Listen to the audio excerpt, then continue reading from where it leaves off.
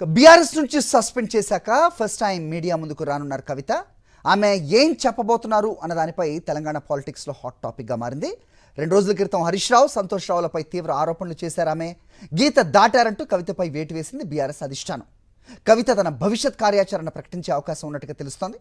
కవిత మరోసారి ఎవరినైనా టార్గెట్ చేసి ఆరోపణలు చేస్తారా, లేదా పార్టీ సభ్యత్వంతో పాటు ఎమ్మెల్సీ పదవిని వదులుకుంటారా? ఈ చర్చ నడుస్తోంది. ఒకసారి మా కరెస్పాండెంట్ దిలీప్తో మాట్లాడదాం. దిలీప్, చెప్పండి, ఏదైనా కీలక నిర్ణయం ఆమె తీసుకునే అవకాశం ఉందా, లేదంటే మరింత ఎక్కువగా విమర్శలు ఎక్కువ పెట్టే అవకాశం ఉందా?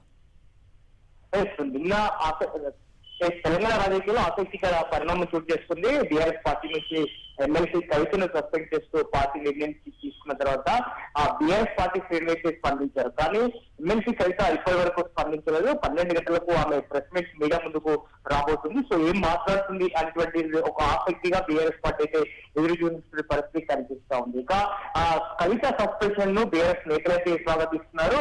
అదే కవిత సస్పెన్షన్ పైన ప్రభుత్వ నేతలు మండిపడుతున్న పరిస్థితి కనిపిస్తుంది. అయితే ఇప్పుడు కవిత రాజకీయ భవిష్యత్తుపై సర్వత్రా ఆసక్తితో నెలకొన్నటువంటి పరిస్థితి కనిపిస్తుంది. అయితే ఇవాళ ఎవరిపైన కామెంట్ చేస్తుంది, సో ప్రెస్ మీట్ పెట్టి ఏం మాట్లాడబోతుంది అనేటువంటి ఒక చర్చ జరుగుతుంది. ముఖ్యంగా తాను బీఆర్ఎస్ పార్టీలో చేరినప్పటి నుండి పార్టీకి చేసినటువంటి సేవలు కానీ, అలాగే జాగృతి ద్వారా చేసినటువంటి సేవలు కానీ, తాను పదవులు పొంది కూడా బీఆర్ఎస్ పార్టీకి తెచ్చినటువంటి పేరు కానీ, సో ఇవన్నీ కూడా చెప్పే పరిస్థితి ఉంది.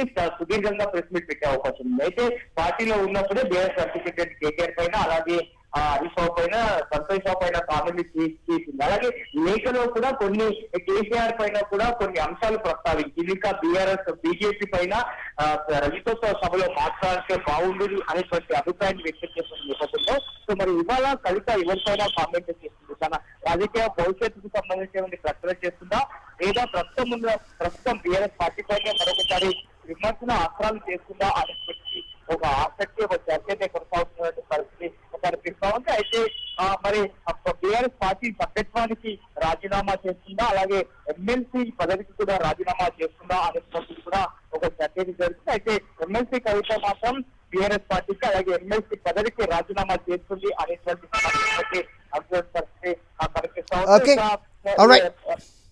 Okay Dilip, thanks for the inputs.